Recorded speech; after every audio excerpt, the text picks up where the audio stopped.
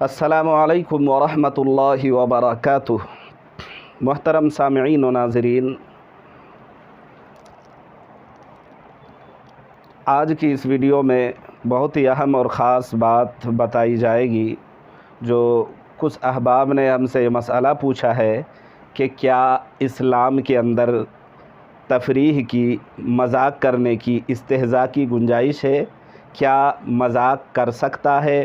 کیا مذاق کرنا جائز ہے یا نہیں؟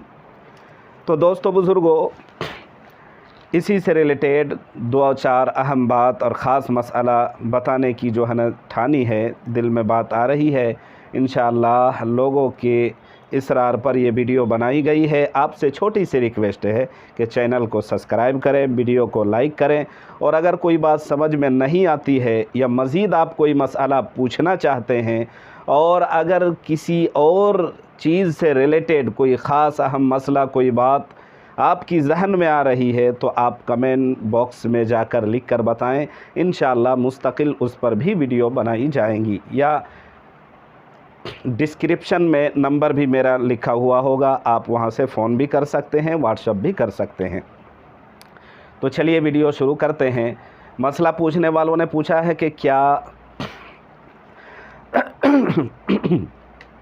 کہ مذاق کرنا اسلام کے اندر، اہل اسلام کے لیے اس کی کیا حیثیت ہے؟ کیا جواز یا عدم جواز، جائز ہے یا نہیں ہے یا حرام ہے؟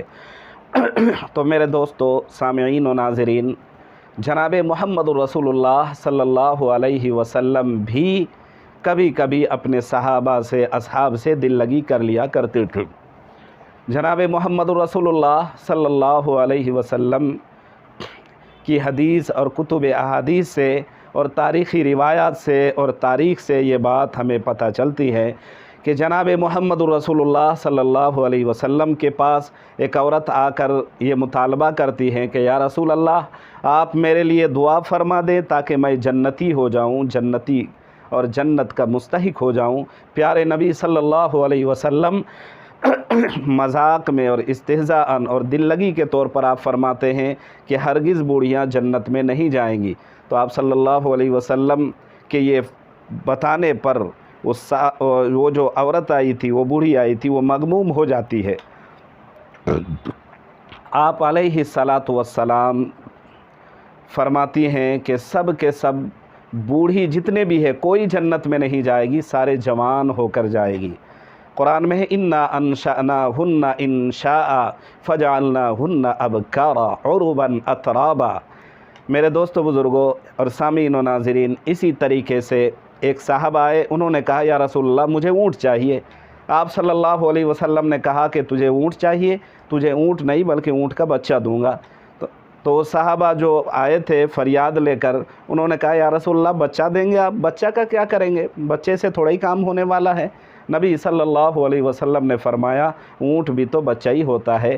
یعنی جس طرح کوئی باپ ہوتا ہے تو اس سے پہلے وہ کسی کا بیٹا ہوتا ہے، یعنی کسی کی بھی کوئی چھوٹی اولاد ہوتی ہے تو اسی طرح وہ چھوٹی اولاد بھی ایک دن بڑا ہوتا ہے، شادی ہوتی ہے تو اس کا بھی کوئی بچہ ہوتا ہے، اس کی بھی کوئی اولاد ہوتی ہے۔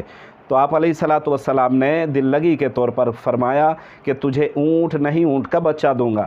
اسی طرح آپ صلی اللہ علیہ وسلم